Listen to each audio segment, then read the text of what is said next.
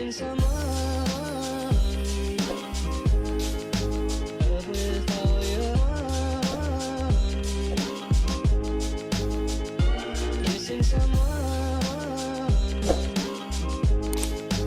Love with heart.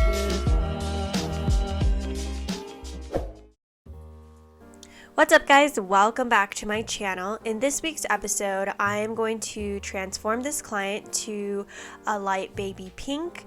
The last time we did her hair, we've been doing like some silver tones, and we've tried like a pink money piece before, but today she wants to go all over baby pink. So I'm going to work on lightening up her roots because they are really grown out. It's probably been maybe about 4 months since we touched up her roots, so there is a lot of depth in there that needs to be relightened. And then I'm going to chop her hair, and we're going to be putting a pink semi overlay on top of everything once we lighten everything all up.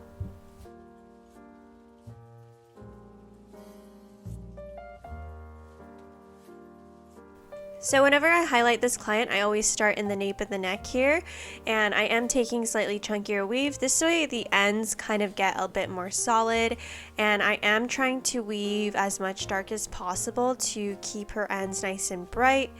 Leaving the dimension throughout my weaves though does give it a nice blend as the hair grows out too with her natural. And so every so often I will do this and leave dimension in between my weaves, but I would say maybe like once or twice a year we'll have to like lighten it pretty solid on the underneath just to maintain everything to look really nice and light on the ends there.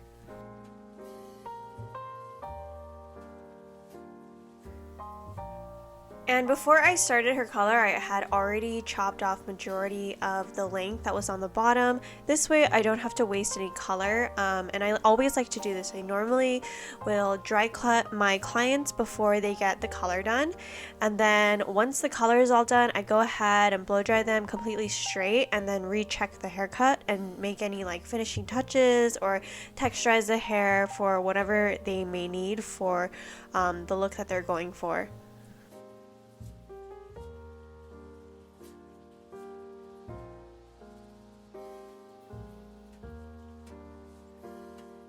So for my formulas, my first bowl of lightener, I am using the Blonde Me Schwarzkopf lightener, and I'm using that with 6 and 20. And then after that first bowl, I like to bump it up to 20 volume for the rest of the head. And here, as I'm weaving, I'm trying to make my weaves pretty clean and consistent as possible. This way, the next time when I come and weave her hair, it just makes it a lot easier for me to pick up all the dark that needs to be highlighted. Because as you can see here in this section, the highlighted pieces that I'm picking up is the dark that I left out the last appointment. So those roots, considering that this client comes in probably every 4 months, the root that I'm really retouching hasn't been highlighted for, I would say, almost 8 months. So that's a long grow out. So that's why I always feel like anything past that 4-month mark might be too long, and you'll definitely need a full. But doing it this way, we can do her roots and weaving out the dimension each time, and then every so often we'll have to do a full to re-lighten everything so that the ends stay nice and bright and we can have everything nicely maintained, and she can feel like she has a lot of color on the ends there.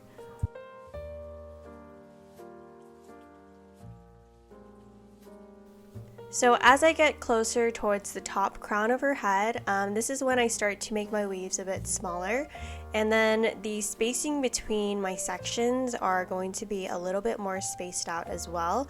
This is going to create something that is going to be a lot more blended, and I'm going to create a bit more lightness throughout her hair, since I'm going to keep my sections a little bit closer together, leaving out a little bit less negative space in between the weaves, but my weaves are a little bit smaller too, and that's what's going to create that nice blend that's going to grow out with her natural.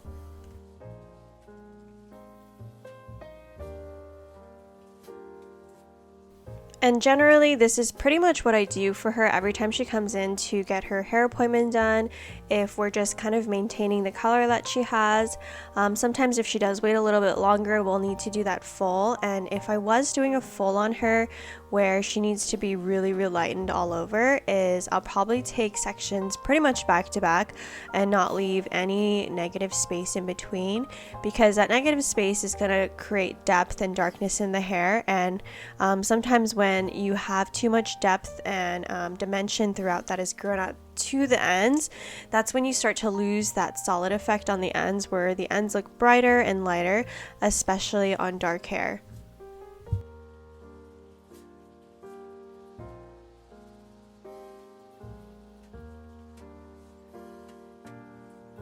So since my client's roots are kind of long, I just like to place a foil right on top of the other foil and kind of just fold the very bottom of it.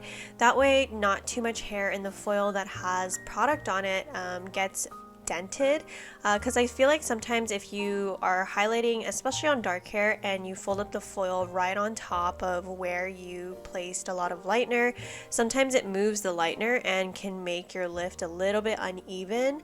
If you're lightening some dark hair and you're trying to get to at least like a level 9, sometimes moving the lightener around as you fold the foil can create some warm spots or unevenness as the hair lifts.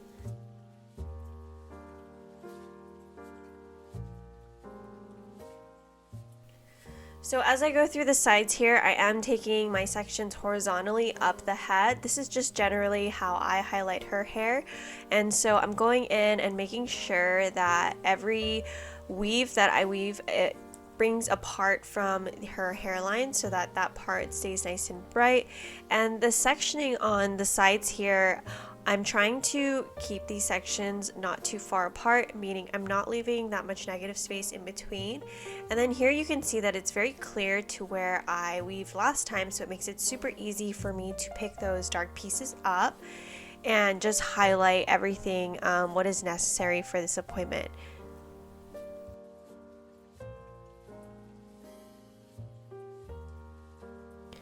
And since this is going to be part of the front, I don't leave as much dimension as I did in the back area, because I want the color in the front and around her face to feel a little bit more solid, a little bit more brighter, so it gives it a bit more of a solid effect towards the front and then gives a more blended effect as we go towards the back there.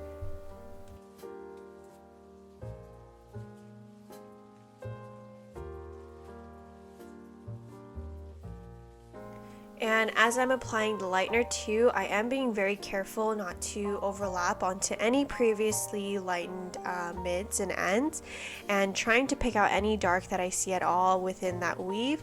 This is going to help you get your clients to be as healthy as possible with the least amount of breakage, because she is going from such a dark level to a light level, and if we do any type of overlapping, sometimes those overlapping pieces can be a little bit over processed. So I do like to try my best to pick out any pre-lightened pieces as I'm going in and highlighting and applying lightener to the dark spots.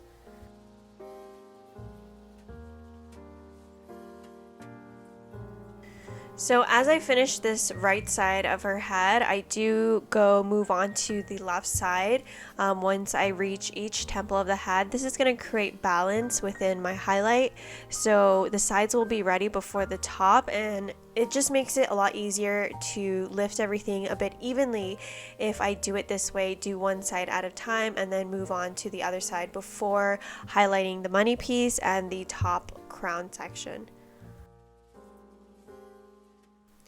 So as I'm moving towards her money piece section, I am doing something not too drastic on her money piece. We want some sort of a money piece, but we don't want something too bold. So I am just going in with a standard baby light back to back. I do about 4 of these and then move on to the top part of her head.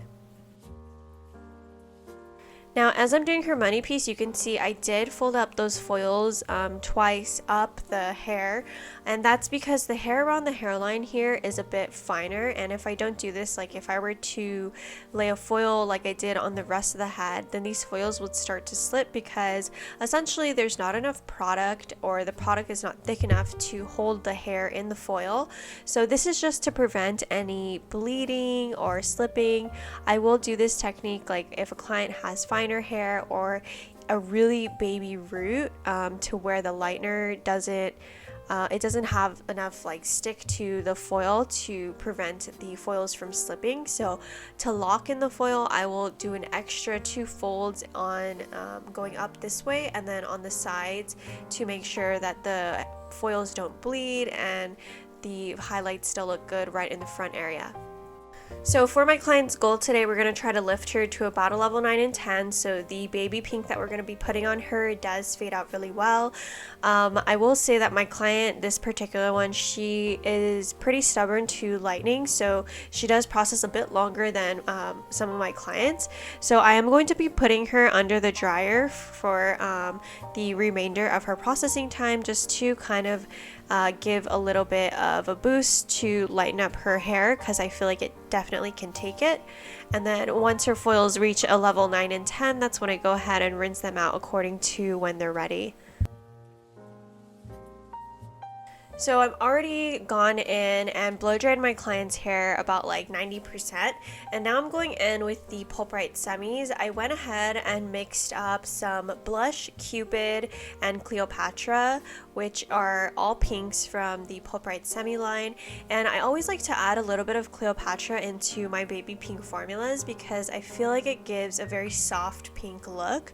I feel like if I were to just use like blush or Cupid with like clear by itself, it kind of gives it a very bright pink, almost like a neon pink, not neon, but like just a really bright pink that isn't super smoky or soft. It just looks kind of too bright, even though it can be a pastel. So I feel like the Cleopatra is a bit more of like a muted pink, and it definitely helps tone down the pink so it's not too bright, even though we're still doing a very pastel tone. And the way that I applied this is I went ahead and just based her whole head with a deeper formula of those 3 colors. And then after that, I go in and just apply the lighter color, which is a bit more just diluted with a bit more blush, to the mids and ends. And I always like to do the front first, just in case like in this back section I had to remix a bit more because she just had so much hair.